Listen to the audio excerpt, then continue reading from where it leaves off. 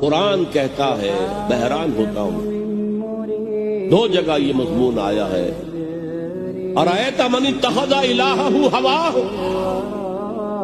افانت تکون علیہ وکیلا۔